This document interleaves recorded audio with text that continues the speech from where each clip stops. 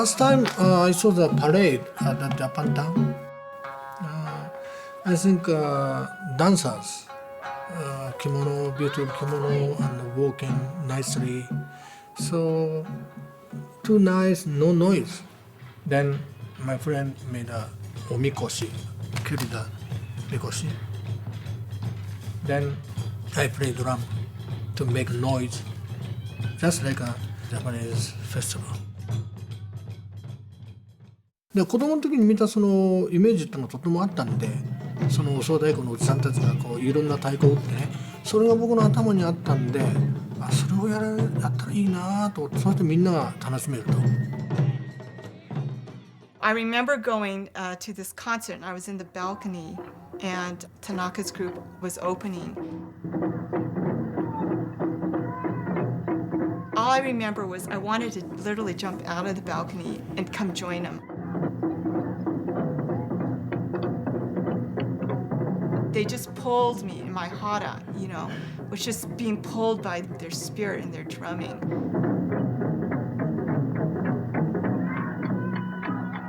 Seiichi Tanaka's group, San Francisco Taiko Dojo, came to Los Angeles, and I think in the early 70s. He performed on a float. That was the first time that I had seen any semblances of traditional Japanese taiko, and I followed that float all the way through the whole parade, watching him. Well, naturally, when we first started, there was no real kata for us, and there was no costumes. Our look was Kikoman show you happy coats with, bell-bottom pants and long hair and whatever it was. That was us, Seiichi Tanaka really kind of introduced kata to us. Early 70s, just done. I think a lot of people quit. Maybe 10% people remain. At that time when I was there, he was still pretty hardcore. I mean, we would have to run and we would have to sweat. There was a lot of pain, he always said, no pain, no gain. To have a pain is beautiful. That's my original idea, original philosophy. That's where I learn everything. My aesthetic experience and the martial art experience. So that time to have pain is almost have a pain is a purpose. There's something about that in Japanese culture of being in that kind of situation. It builds your character. It really tests you.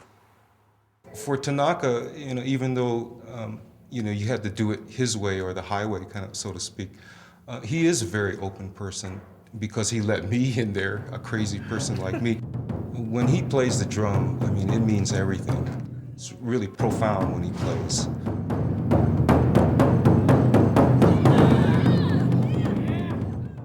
Well, there was two streams going on at that time. I would say there was the Tanaka Sensei stream, which is more closer to what was going on in Japan, in that he actually brought repertoire from Skeroku Daiko, from Osawa Daiko, as well as his own philosophy and style. And then there was the influence of the Buddhist churches of America via Kinnara Taiko and Kodani and his philosophy. Kinnara always been a group taiko performance, but it came from the Buddhist traditional holiday Nozo Bon, in which there is an individual that plays this large Japanese drum, the taiko, in this yagara, in this tower, and he plays along with the folk dancing that happens in July. In '69, as we were putting the taiko away, people just started playing on it for hours and hours. So we said, yeah, it's kind of, only once a year. It's a nice drum. It's from Japan, So we start playing. And we must have played for 3 or 4 hours straight. We got blisters and they popped, so there was blood all over us, and we still played. And so George and I looked at each other and said, we should do something about this. And I think from when we first started playing at Buddhist temples and different venues, and found people coming up to us afterwards saying, oh, that was incredible, and juiced, really, you could tell people were just energized by it.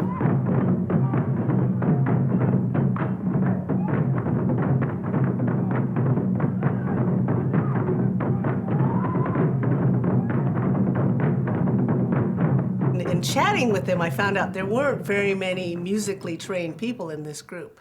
Once I heard them play and saw them jumping around and doing all this choreography, I was amazed. There was nothing like it around, right? And then there was no teacher. There was a group of us that got together. We seen movies, we listened to records, we saw pictures, but there was no teacher. That time I was very much Japanese. So eventually, Johnny Mori or those guys had a hard time to communicate me. Since it came down, he heard about us and came down. We're on very good terms now, but at the time it was kind of tense. He said, well, you shouldn't call it taiko, you should call it drumming. He wanted to know whether or not Kinnara could not use the word taiko. We go, why? He goes, because you guys are not playing taiko. One way, you're kind of being disrespectful to the drum. What you guys are playing is not taiko. You're playing on these barrels, what you're playing is not Japanese traditional rhythms. Nothing about it is Japanese. Even though we had the experience of working with Seiichi Tanaka, we realized very early on that we were an Asian American group. The traditionalists were complaining that you can't use a tambourine with taiko or a cowbell. That's not taiko, and so, people were kind of getting down on us for that kind of stuff. But that's who we were. We will never be Japanese from Japan because we didn't grow up in the environment.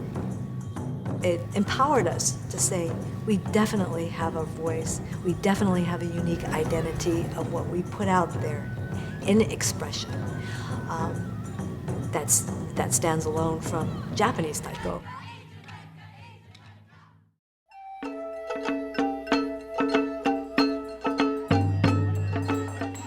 The taiko group would play for Obon, and our friends from Chinatown would come all the way uptown just to see Obon, because they didn't view it as this was a Japanese or Buddhist thing. This was an Asian American thing. And they would come and they would dance in Obon, because there was really this sense of connectedness that we were Asian Americans, and that almost anything about different Asian American cultures was cool.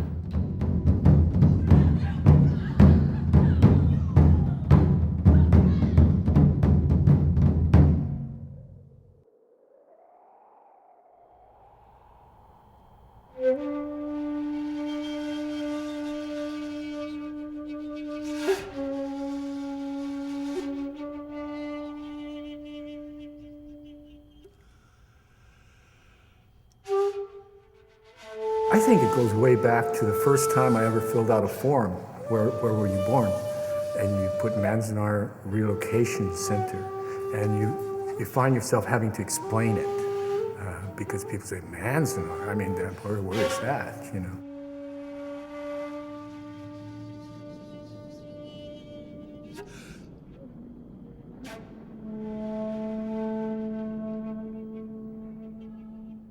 When people talked about camp, I always thought they were talking about some summer camp.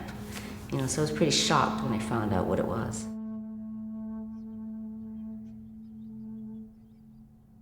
During college, I was in a conversation with my mother. She said she didn't really want us to speak Japanese because she was afraid that the camps would happen again. I don't know how other families felt, but I think that might have been a fairly common fear. For many of the Nisei went through such an embarrassing time in history that for many of them, they did not encourage us to be Japanese or don't stick out. And so we tried to blend in to society.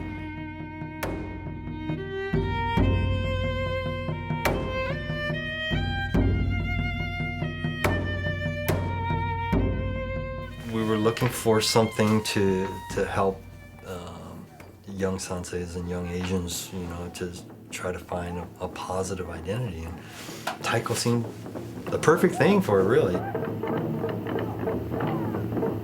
Taiko was loud and it's like big and it's got a big sound and a lot of movement, and it's just so different than most senseis are. I never knew Nihonjins, Japanese Americans, right, to be extroverted enough to even get up and do something that eccentric. it was like breaking out of tradition, and I think that was that's what went with those days. I mean, those radical 70s.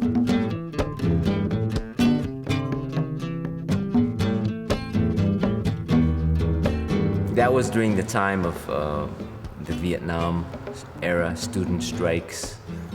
Also in terms of political movements around the country, Black power, Chicano power, Asian power.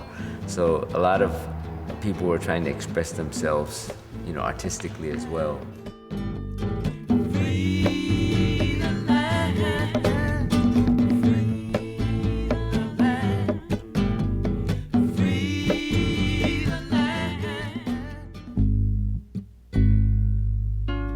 In my neighborhood, a lot of the political activity for the black community was happening. In New York City, it was the Black Panthers, it was Malcolm X, it was the Young Lords. So there were all of these organizations that were aligning along very specific ethnic and community lines, and were dealing with issues that related to community empowerment and pride. We had a youth program, we had an Issei hot lunch program. It was really great because we really wanted to give back to the Issei for what they had contributed to us and just making it possible for us to be here. One of the first performances I did, I think it was in 75 or 76 at one of the pilgrimages, and Tom Kurai and I did a performance together at Manzanar.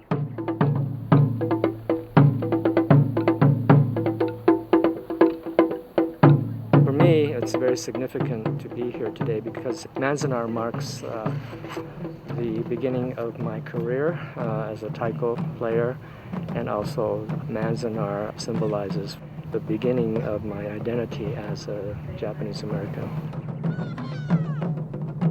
I think as Sanseis, we began to look more not at what the Nisseis did, but what the Isseis did. And we wanted to communicate with Ji-chan and Ba-chan, and found out that there was a very rich culture there. Our first performances would be like performing for the Issei.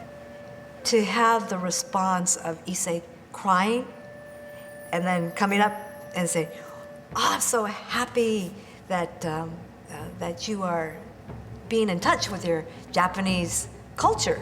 It makes me very proud.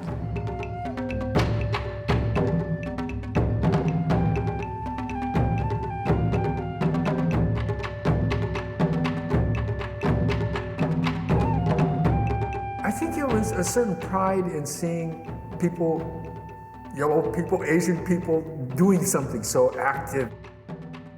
I felt like there was a sense of empowerment through the energy. As far as the arts go, the only thing I knew about was the koto and flower arranging, things like that. So when I saw Taiko, that really, really attracted me.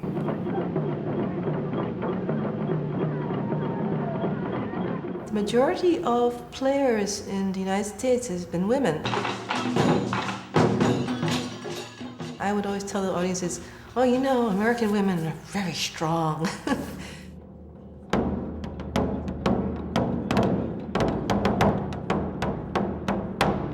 Being a strong, physical, powerful, really out there sort of art form that people can participate in, I think for women it's very empowering.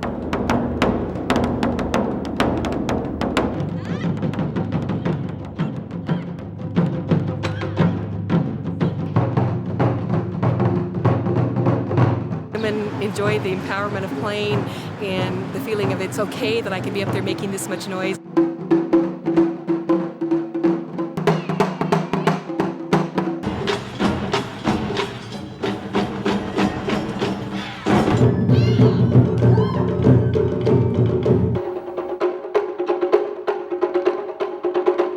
With Taiko, it doesn't really make any difference. Men and women play pretty equally.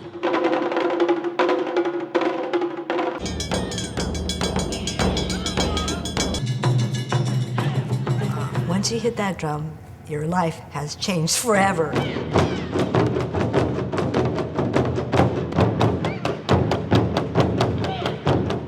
What I'm hoping is that people can use that and use that power that they have, you know, in their relationship with the drum. You know, to think about the larger world and what can be done and what needs to be done. I believe that these drums have that power. I believe that these drums have the power to change the world.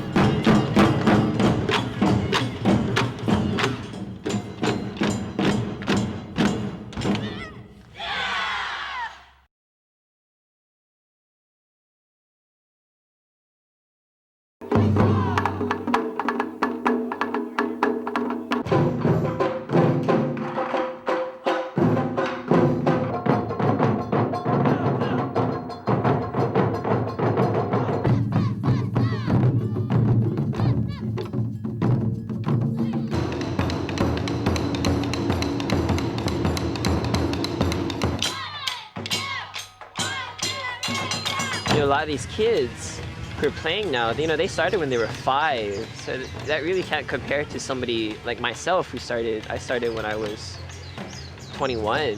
Now I am a grandfather of Taiko. So many youngsters, maybe great grandfather soon.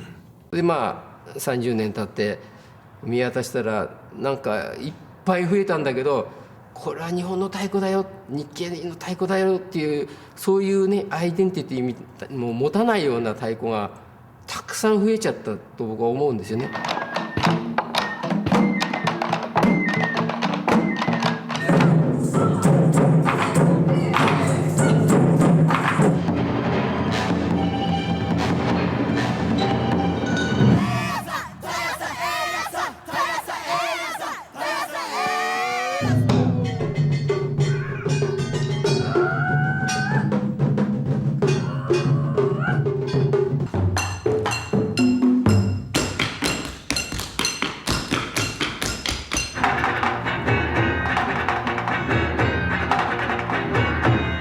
Taiko can be played by non-Asian American, non-Japanese people. Jazz can be played by non-black people now. But you always have to think about the origin of where these music are from. The history of Taiko will be inextricably bound to the history of Asian America, and no one can ever take that away. It will always be there, but we have to be secure enough in ourselves to let go of control. It is reflecting in so many different ways Asian American and Japanese American experience. I think a lot of people still don't articulate it that way because it's not an intellectual process. It's a lived experience. Taiko will always have a role to play in the Japanese American community, but that community is changing. You know, in 50 years, the Japanese American community, if there is one, won't have the wartime relocation as a unifying force. It won't have the protest movements of the 60s as something to rally around. It'll be something different. There are fewer and fewer Japanese Americans playing, and that's kind of freaky. It's great on the one hand. You know, one of the things we used to say is like, we want Taiko to be a household word. In my eyes, Taiko is becoming a really international art form. And now I think the next step is about to happen where Taiko becomes really, truly world-encompassing art. It's a great way to become part of, you know, the Japanese American experience and learn about the culture and be involved in the culture. And for me, I don't feel that you actually need to be Japanese American to do that.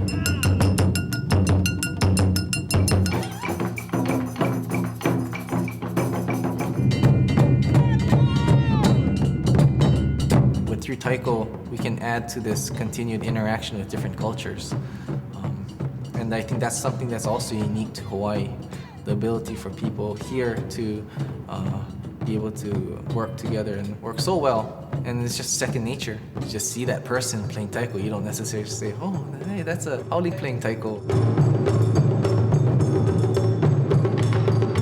My parents really wanted my sister and myself to become really Americanized. So we didn't go to Japanese school or anything, and I didn't have a lot of Japanese American friends. So I thought that by playing taiko, that would be kind of a different way to connect with, you know, my heritage.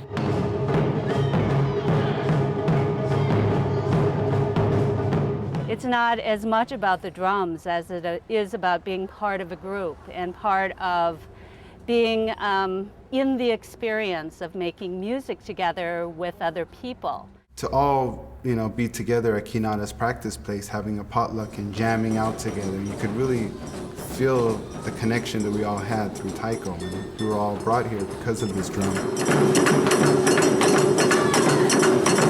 You know, you knew that they were your taiko brothers and sisters.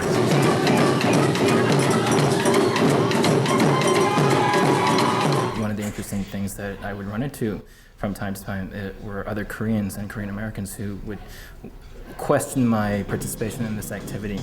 And one response can be, well, it's just music, it's art, and leave it at that, and there's no meaning beyond that. But I think one of the draws over time is the community involvement. I remember being in this big circle and all these people around the fan, all these kids, and they're like, hey, Franco, and all the parents coming up and saying, you know, hey, how's it going? And for the first time, I think, since I'd been in the Bay Area, I felt this sense of belonging. And it wasn't solely related to playing taiko. In the beginning, when there were only 4 or 5 or 6 groups, everyone could know each other. And then suddenly when there's 40 groups and there's new groups starting, you know, all the time, you can't know everybody. The Taiko conference, it was an idea that had been in the Taiko community, I think, for a long time. People saying, you know, wow, we should all get together sometime, or we should have a conference. And finally, Duane Ebata from the Japanese American Cultural Community Center decided to make it actually happen. For the JACCC, I think that our interest in convening the conference was really to look at taiko as an art form that really developed out of the Japanese American community. Clearly, I think in 1999, and as we go into that new century, taiko is now American. It's Pan-Asian. It's really, you know, culturally and ethnically diverse. It's the one single moment where the taiko community in North America could come together. It takes a lot of work bringing people together, but we feel that it's really needed in order to know where we came from, where is it going, and if we can kind of pass on and be responsible for the fundamental elements of that taiko essence. Yeah, sure. After last night, wave everybody, okay? Taiko, for it to live on, it's going to have to be renewing itself all of the time. Ceremony has to be that way, has to renew itself all the time. So you know, any kind of art form is the same way, it has to renew itself all the time. So, you know, maybe tradition is just things that are continually being rediscovered and used. You know, maybe that's what tradition is.